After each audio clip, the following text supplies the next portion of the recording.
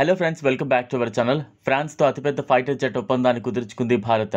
ఇందులో భాగంగా 63,000 కోట్లతో 26 రాఫెల్ మెరైన్ జెట్లను కొనుగోలు చేయనుంది. దీనికి సంబంధించిన ఒప్పందాన్ని ప్రధానమంత్రి నరేంద్ర మోదీ నేతృత్వంలోని భద్రతా వ్యవహారాల కేబినెట్ కమిటీ ఆమోదించింది.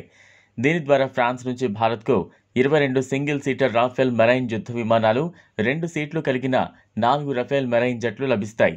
ఈ యుద్ధ విమానాల ఫ్లీట్ నిర్వహణ, లాజిస్టికల్ సపోర్ట్, భారత సిబ్బందికి శిక్షణ, విడిభాగాల స్వదేశీ తయారీకి ఫ్రాన్స్ కంపెనీ డిసాల్ట్ ఏవియేషన్ సాంకేతిక సహకారం వంటివన్నీ ఈ ఒప్పందంలోని కీలక అంశాలు. ఈ ఒప్పందంపై సంతకం చేసిన దాదాపు 4-5 సంవత్సరాల తర్వాత భారత్కు రఫేల్ మెరైన్ జెట్ల డెలివరీ ప్రారంభమవుతుందని భావిస్తున్నారు.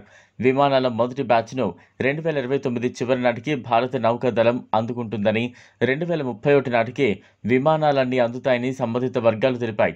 వీటిని భారతదేశపు విమాన వాహక నౌకలు ఐఎన్ఎస్ విక్రాంత్, ఐఎన్ఎస్ విక్రమాదిత్యలలో మోహరించే అవకాశం ఉంది. ప్రస్తుతం భారత నేవీ వినియోగిస్తున్న పాత తరం MiG-29K విమానాల స్థానాన్ని రఫేల్ మెరైన్ జెట్లు భర్తీ చేయనున్నాయి.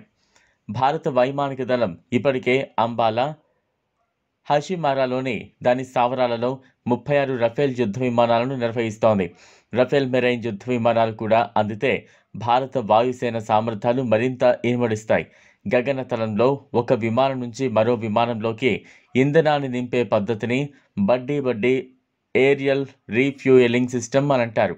రాఫెల్ మెరైన్ జెట్ల ఒప్పందంతో బడ్డీ ఏరియల్ రీఫ్యూయింగ్ వ్యవస్థ విషయంలోనూ భారత వాయుసేన అప్గ్రేడ్ అవుతోంది. 10 రాఫెల్ యుద్ధ విమానాలకు ఈ ఫీచర్ అందుబాటులో ఉంటుంది.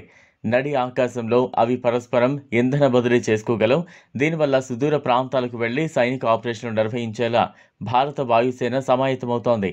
4.5 తరం రఫేల్ జెట్ కార్యకలాపాలకు మద్దతు ఇవ్వడానికి గాను భారత నౌకాదళం తన ఎయిర్ క్రాఫ్ట్ క్యారియర్లలో ప్రత్యేక పరికరాలను ఇన్స్టాల్ చేయాల్సి ఉంటుంది.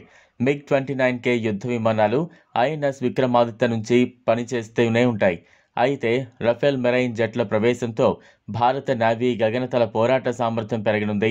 భవిష్యత్తులో defence research and development organisation అభివృద్ధి చేయనున్న స్వదేశీ 5వ తరం ఫైటర్ జెట్లను కూడా వినియోగించాలని భారత నౌకాదళం యోచిస్తోంది. తో కలిసి 3 అదనపు స్కార్పిన్ క్లాస్ జలాంతర్గాముల నిర్మాణంతో భారతదేశం నీటి అడుగున తన పోరాట సామర్థ్యాలను బలోపేతం చేసుకునుంది.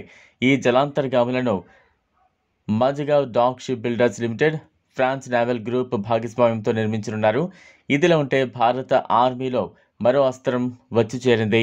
శత్రు దేశాల యుద్ధ నౌకలపై నిఘా పెట్టేందుకు రూపొందించిన వాటర్ డ్రోన్ను DRDO విజయవంతంగా పరీక్షించింది.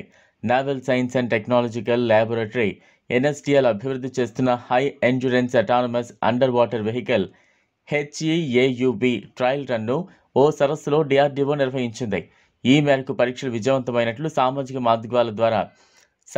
మాధ్యమాల ద్వారా DRDO వెల్లడించింది. ఈ వీడియో మీకు నచ్చినట్లయితే లైక్ చేయండి, షేర్ చేయండి, ఛానల్ను సబ్స్క్రైబ్ చేసుకోండి. Thanks for watching.